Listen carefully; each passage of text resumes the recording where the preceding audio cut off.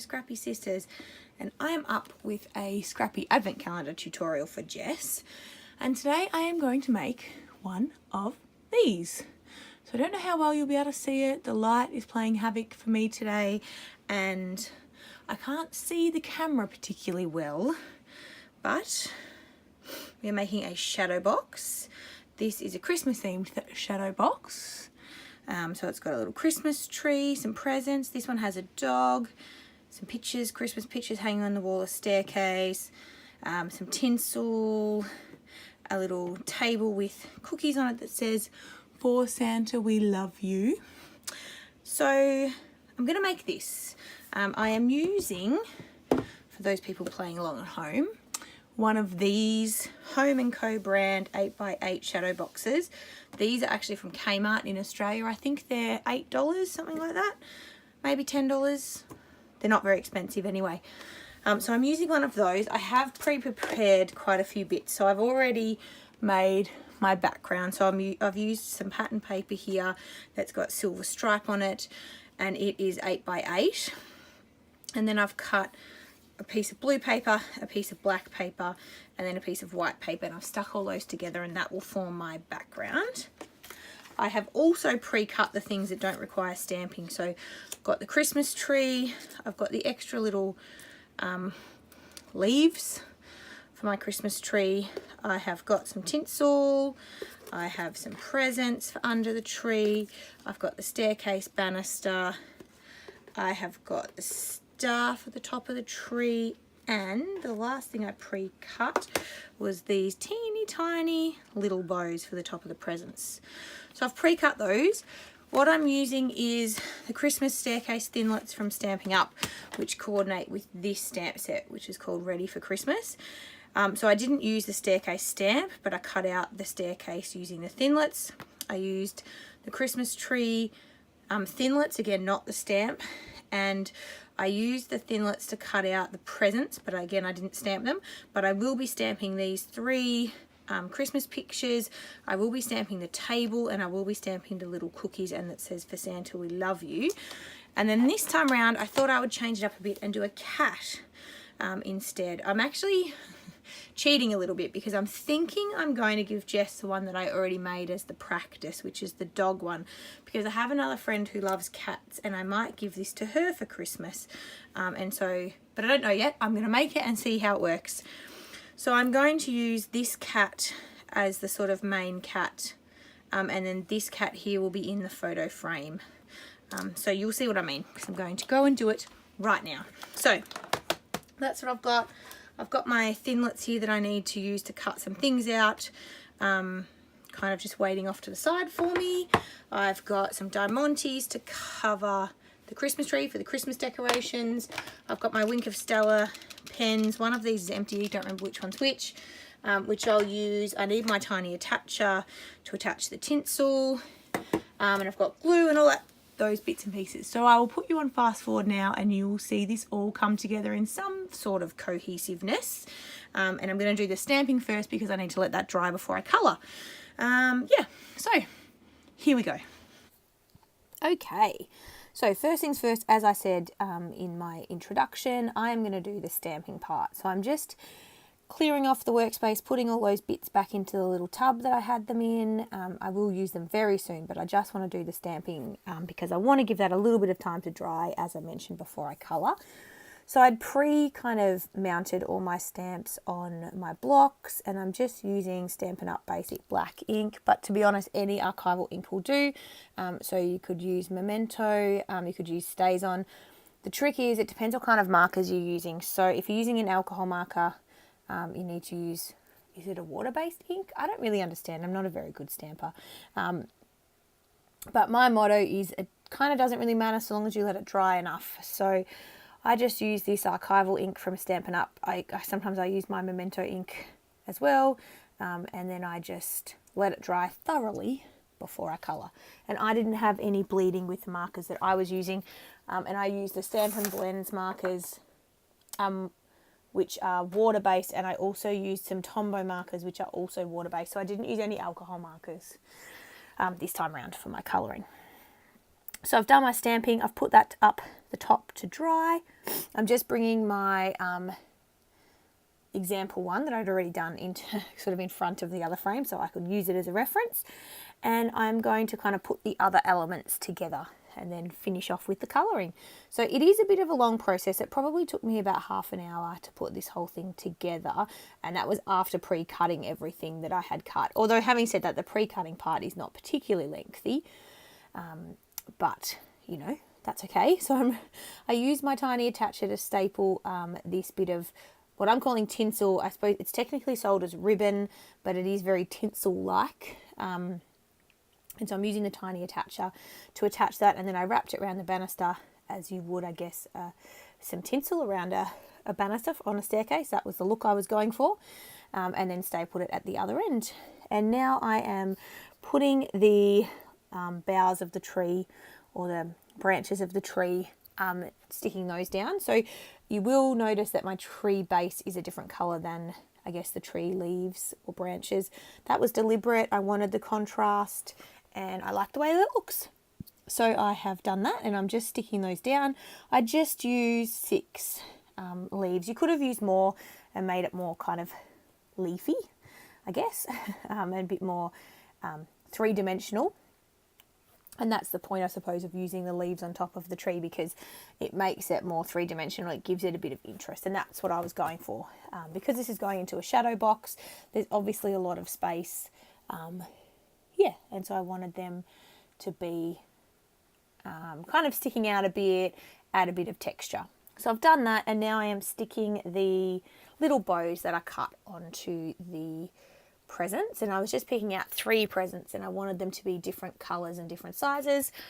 So I've just picked those out, and then I've got the bows, and I will use my little tweezers to help me because the bows are very small.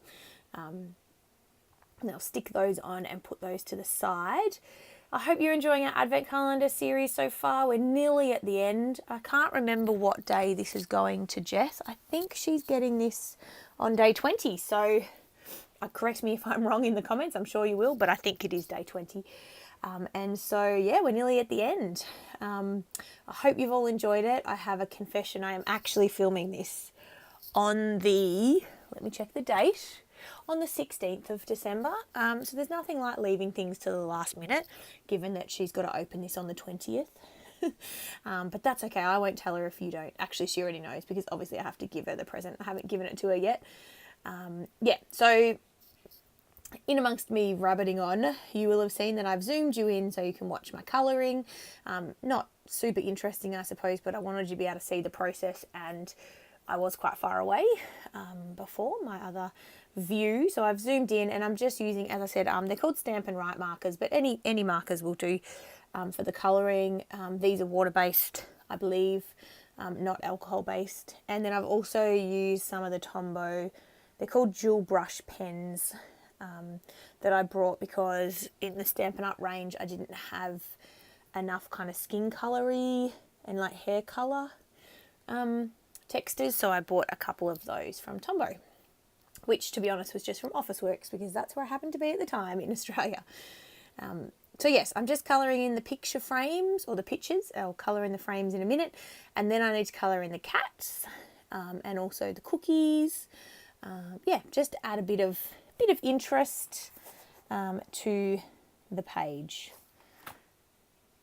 But there's not much I can say about colouring, to be honest, really, is there? I could have probably edited this out, but it is part of the process, and given that some people like to see, I guess, the whole bit, that I wanted to leave it in. And also to show you that it didn't actually take very long to do the colouring. I didn't overcomplicate the colouring, obviously. I didn't go too fancy. I just coloured the frames and the pictures, and just sort of coloured the cookies and the tray that the cookies are sitting on, and then left it at. And then even for the cat, I did add some different markings on the cat, which it looks okay. It certainly doesn't look like our cat, but that's not who I was modelling it on. Our cat is a ginger. He's just a stray that somebody found, and we took him in. So he's a bit of a, regular ginger cat. And he's sort of orange and white. He's super cute. Well, I think so, but I'm biased, aren't I? Because he's my cat. Even my sister thinks he's cute and she doesn't even like cats. So that says something.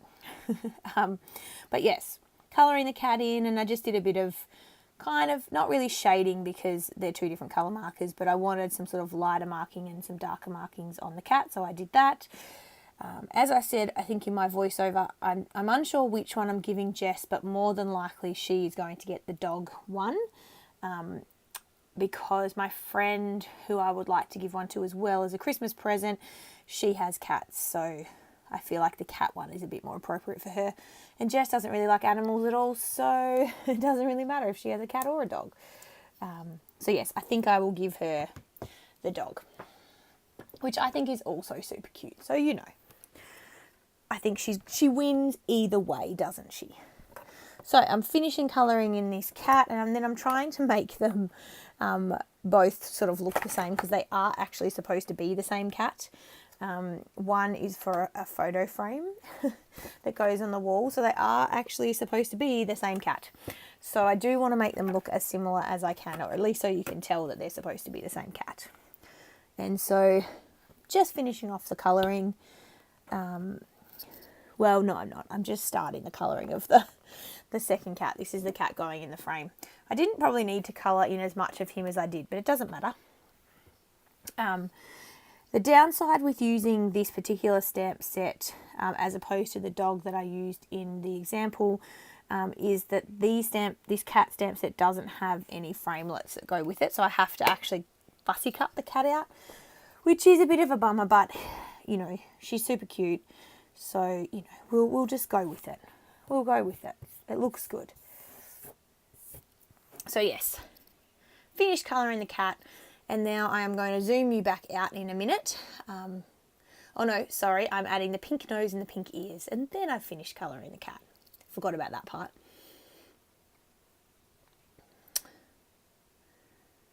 What am I doing now, people? Oh, I'm colouring the bow. Yes, I went with purple. I don't know why I chose purple, because there is literally no other purple on the layout at all, but I didn't want the photo necessarily of the cat to be too Christmassy, so I thought purple was a good compromise. So yes, I finished with the colouring, and then I'm just going to separate those two out and zoom you back out. And then oh, that's right, I'm letting the colouring dry before I fussy cut, because I don't want to smudge it. So I'm going to cut out all the bits I need now with my framelit. So first up is the little side table, which I stamped on wood grain paper, actually. So I don't know if you can tell that from that far away, but it is wood grain paper. It's a white wood grain paper, so I did stamp it straight onto that paper and then cut it out from there, just to add a bit of texture. You can't really tell because, you know, the actual piece is so small.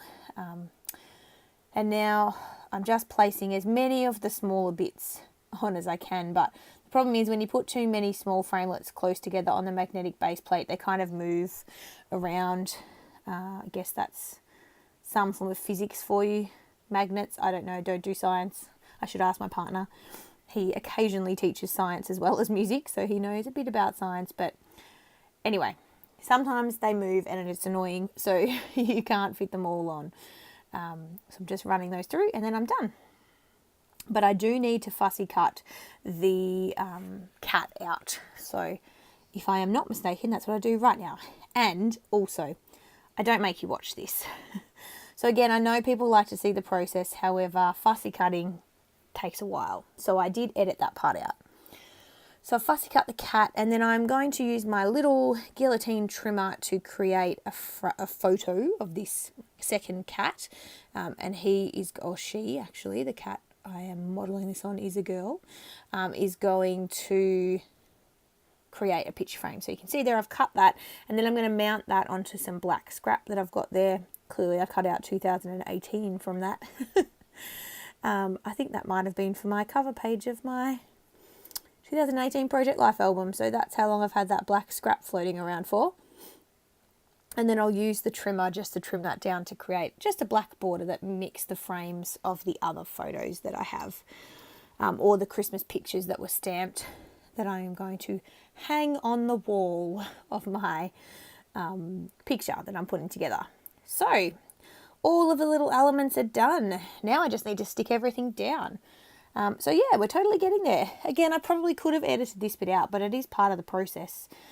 You do need to stick everything down. It doesn't do it on itself by itself, unfortunately. So I'm popping up most things because, again, it is a shadow box and I do want it to have some dimension. So first things first, I'm putting the staircase on and I'm going to add the side table and the cookies. I do need to find, reach up in front now like I'm doing here, and find some more of my dimensionals or foam dots that I can cut up to make them small enough to help with sticking down this side table. So I've done that. I've chopped a bit to make it fit. I don't over, put too much foam on the back because it doesn't, it's going into a frame. I think it will survive. It's a Christmas decoration, so my friend won't have it up all year round. I'm sure it'll go into a box, the rest of her Christmas decorations, and come back out in 12 months time. Yeah, so now I'm just figuring out the placement because I want the presents to sort of be under/beside the tree. And so I want to stick one flat onto the page. So I do that first, and then I stick the Christmas tree down, and then I pop up the other things around it. So you can see me there, I've stuck the first present down and now I'm sticking the tree down flat onto the page. Because the leaves have that bit of dimension to them because I added them on, it doesn't matter that I've stuck this flat. It looks just as good as if I'd popped it up. So that one's there, and then I'm adding one of the presents on the left side and then one of the presents on the right side, which I'm popping up with two foam dots. So one I popped up on a single foam dot, the other I popped up on two foam dots just to, again, make the illusion of them being in front of each other. And am I doing my photo frames now? What am I sticking on? Oh, the cookies. Nope, the star.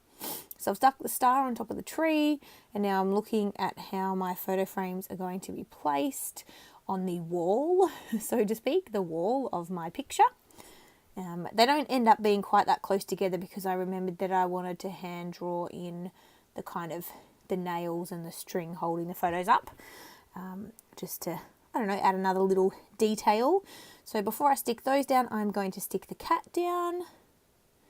Oh, we are so close to being finished. So I've stuck him down.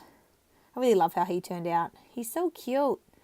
Or she. The cat that I've modelled this on is a she. She is so cute. And then just sticking the photo frames. And we are almost done. Although having said that, the final touches are what really makes this particular I guess, piece. So I've stuck everything down now. There's nothing else to stick necessarily, but I do add some Wink of Stella. And so I add it around the photo frames, and then I also add it onto the leaves of the tree. So you can see me, oh no, first of all, sorry, I'm putting in the nails and the string holding up each of the photos, and I'm just using a black kind of fine tip pen for that. So I've done that, and now I'm going to add the Wink of Stella around the frame. So they're being added to the black of the frame, just for a bit of sparkle. Everybody loves some sparkle.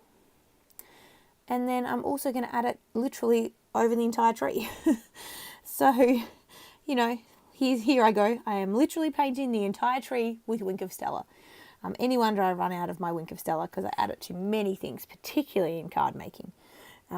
But you can see me here just making sure all of the branches are covered. Oh, and I colour in the note that says, "For Santa, we love you," beside the cookies. And that's it for Wink of Stella. And now I am going to add some diamantes to the tree for my ornaments. And I wanted silver, and I remembered I didn't have any silver in that little pack. So I went and grabbed, I have another stash of just silver diamantes. So I went and grabbed those, and I add silver and kind of a light green colour. And then I'm done. And I'm going to come back and show you the live once I've kind of framed it up. Put it in the frame, and I'll show you the finished product and what we ended up with, and I'll show you the two of them side by side. But I hope you've liked this one. I hope Jess likes it too. You will have already seen her reaction, I'm sure, because you've watched the opening video. But yeah, I hope you liked it. I will see you in the next video because I've still got a couple more tutorials after this one. And I hope you're liking our series, and I'm going to cut back to live so you can show, or I can show you the finished product. All right, everyone, this is what we ended up with, which obviously is exactly what you just saw in the video, only I have framed it up. So I'll try to get it close. Sorry, you can probably see the glare and the reflection of my phone that I use to film, but that is what it is. So that's the final product. I'll put it beside the other one that I'd done. So you can see here, I've got the dog and the cat version. I really love both of them. I can't decide if I like the white or the black frame. I think they both work really well.